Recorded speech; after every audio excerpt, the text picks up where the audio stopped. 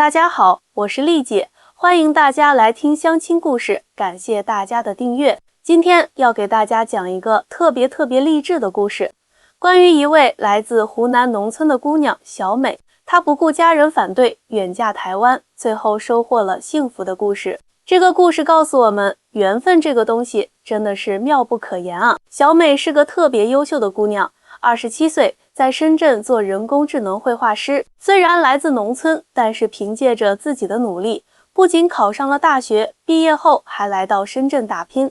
现在工资在深圳也算是中上水平了，而且人长得也挺标致的。说起小美的感情经历吧，大学时候追她的男生也不少。但是他那时候一心想着学习，只谈过2段恋爱都没有结果。工作后，他就一门心思扑在事业上，立志要成为一名出色的人工智能绘画师。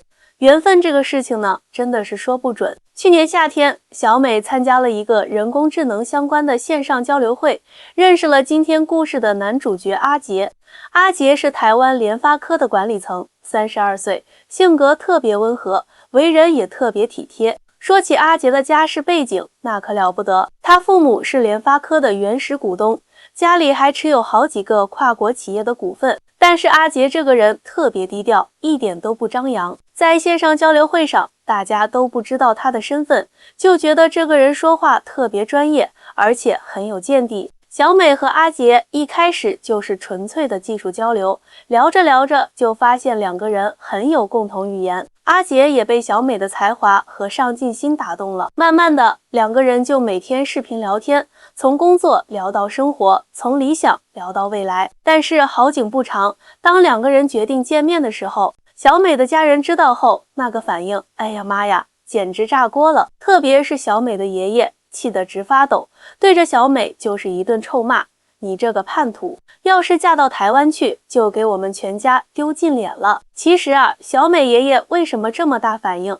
这里头有个不得不说的故事。原来在解放战争时期，小美们村里就有人被打死打残的。小美的爷爷那时候也是受了重伤，落下了终身残疾。这种历史的伤痛，在老一辈人心里留下了难以磨灭的印记。小美自己其实也有顾虑，她从小接受的教育，加上平时看到的新闻，都让她觉得台湾那边比较落后，各方面都不如大陆发达。但是她又特别喜欢阿杰这个人，觉得他真的很优秀，对自己也很好。阿杰这边的家人其实也有担心，他们怕大陆姑娘是冲着钱来的，怕文化差异会影响感情，也担心小美会不会适应台湾的生活。特别是阿杰的妈妈，一开始可是把小美的社交媒体都翻了个遍，生怕儿子被骗。就这样，两边的家庭都持反对态度。但是啊，真爱是不怕考验的。阿杰在这个时候表现出了极大的诚意，他专门飞到深圳来见小美的家人。阿杰来到深圳见小美家人的时候，特意带了很多台湾特产。他的诚恳态度确实让小美的父母有些动摇，但是小美的爷爷还是坚决反对。一看到阿杰就瞪着眼睛说：“你们台湾人凭什么想娶我孙女？”阿杰也不生气，反而特别耐心地陪着老人家聊天。通过交谈，他才知道原来爷爷年轻时经历过那么多苦难。阿杰说：“爷爷，我明白您的心情。战争给我们带来了太多伤害，但是我们这一代人应该着眼未来，化解过去的恩怨。我是真心喜欢小美，想要给她幸福。”爷爷听了这话，眼圈一下子就红了，他颤抖着说：“你知道什么？那时候我们村里死了多少人？我这条腿就是在战场上。”说着说着，老人家就哽咽了。小美在旁边看着，心里特别难受。她从小就知道爷爷的伤心事，但是从来没有听爷爷讲得这么详细。原来啊，老人家心中的结比他想象的还要深得多。这时候，阿杰做了一个让所有人都没想到的事情，他对爷爷深深鞠了一躬，说：“爷爷，过去的伤痛，我们这一代人虽然没有经历过，但是我们理解。正因为有了这些惨痛的教训，我们更应该珍惜现在的和平。我向您保证，一定会好好照顾小美，让她幸福。”阿杰的真诚打动了在场的每个人，就连一直反对的爷爷，眼神也开始软化了。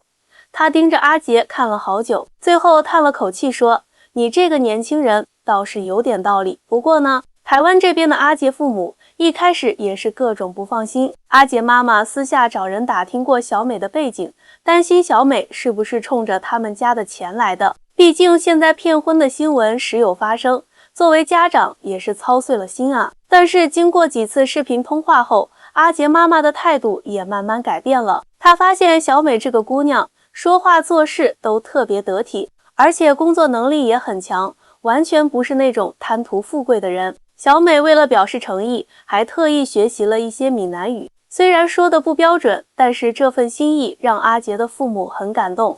阿杰妈妈后来还这个媳妇儿比很多台湾女孩都懂事呢。就这样，经过半年的努力，两边父母终于都接受了这段感情。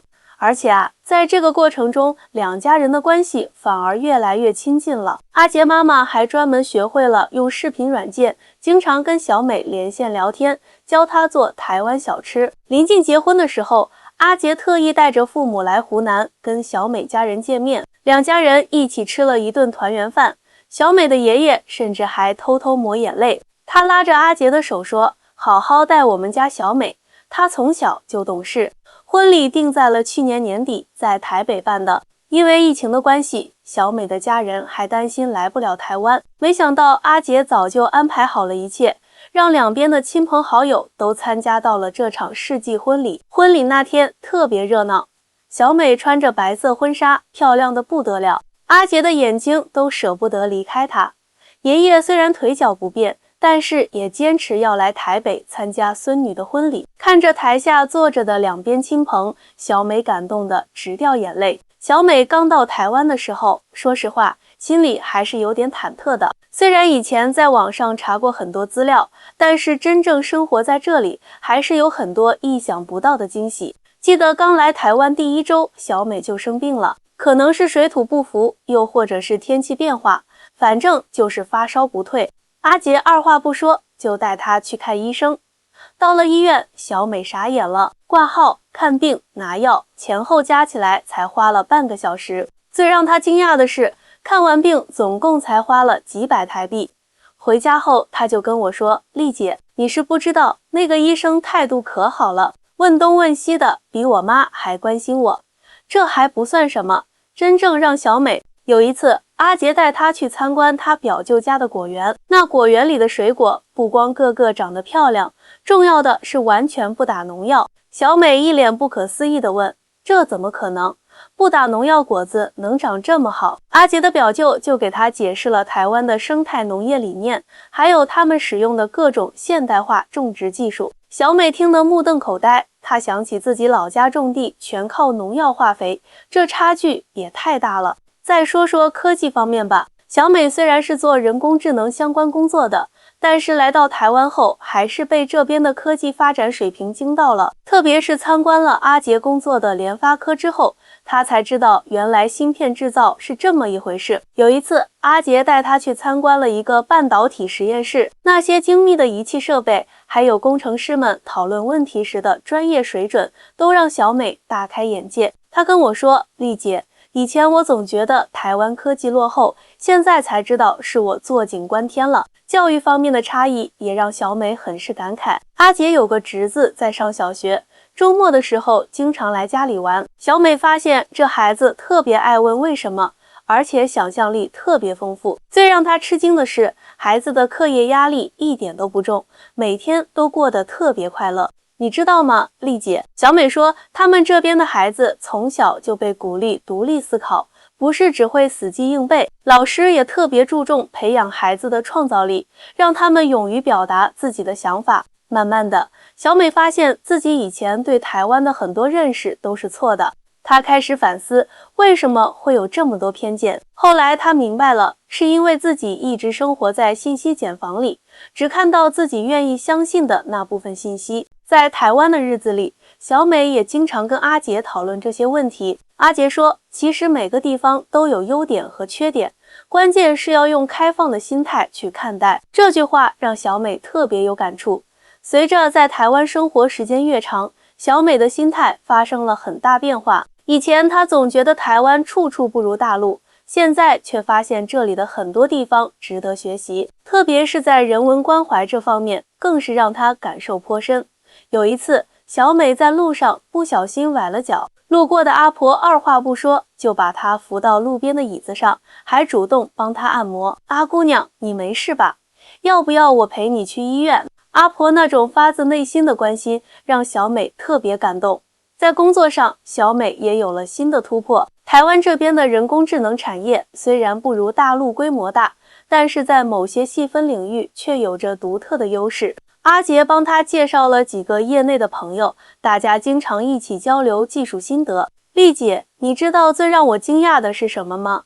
小美说，这边的工程师都特别愿意分享，有什么新技术、新想法，大家都会很开放的讨论，不像以前，感觉每个人都把核心技术捂得死死的。慢慢的，小美在台湾也有了自己的圈子，她发现这边的人际关系特别单纯，不需要太多尔虞我诈，大家聚在一起也不会问你家里做什么的，赚多少钱，就是纯粹的交朋友。阿杰的家人对她也是越来越好，特别是阿杰妈妈，简直把她当亲女儿一样疼。知道小美喜欢画画，专门给她收拾了一间画室。每次小美创作新作品，阿杰妈妈都会第一个去欣赏，还经常给她提建议。有一次，阿杰爸爸看到小美在画室里工作到很晚，特意端了一碗姜糖水进来。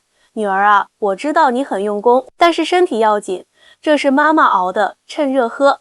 这种细腻的关心让小美觉得特别温暖。在台湾的日子，小美也开始重新审视自己以前的一些想法。她发现自己曾经太过于执着于表面的发展速度，而忽视了很多更重要的东西，比如说环保意识、人文关怀、生活品质这些。记得有一次，小美参加了一个社区的环保活动，看到70、80岁的老人家还在认真的分类回收，小朋友们也都能说出各种环保知识，她特别感动，这才是真正的文明啊！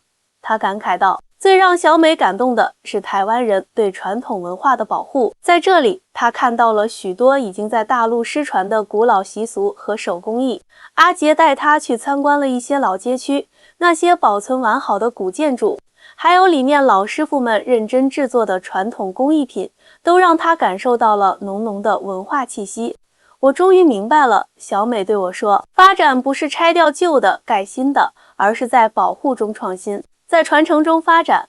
这句话说的可真是太到位了。就这样，小美在台湾的生活越来越有滋味。她不再像刚来时那样患得患失，而是学会了用欣赏的眼光看待这片土地。她说，丽姐，我现在觉得自己特别幸福，好像找到了真正的家。去年过年的时候，小美回湖南老家探亲，一家人围坐在一起吃年夜饭，气氛特别温馨。这时候，爷爷突然问了一句，小美啊，你在台湾过得好吗？要是不习惯，就搬回来住吧。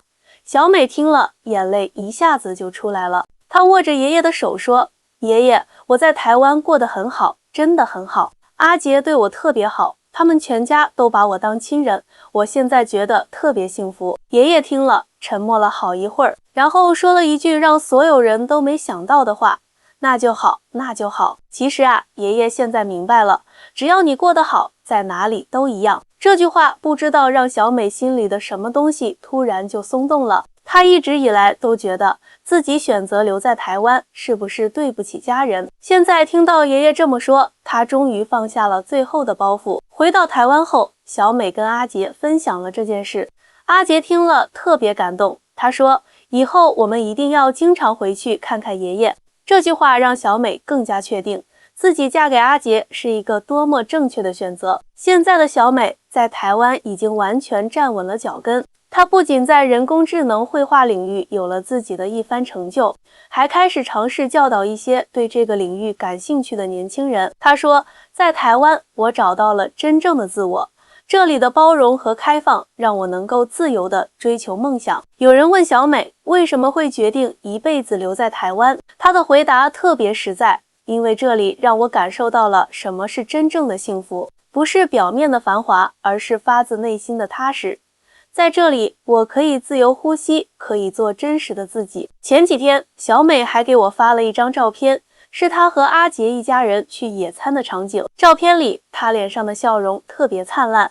他说：“丽姐，我现在终于懂得了，家不在于地方有多大，发展有多快，而在于这里的人让你感觉温暖。”说实话，看到小美过得这么幸福，我这个红娘也特别欣慰。这个故事告诉我们，爱情是没有国界的，真心终究会被看见。